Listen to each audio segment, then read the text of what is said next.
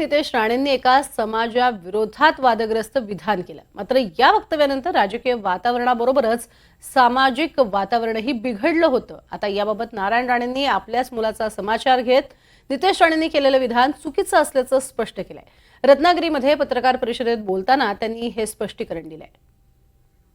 काय असतील तुमचे याच्यावर? मी याच्यावर भारतीय जनता पक्षाचं हेड ऑफिस मुंबई तिथे प्रेस घेतली आणि त्यावेळेला हा प्रश्न मला विचारला आणि उत्तर दिलं।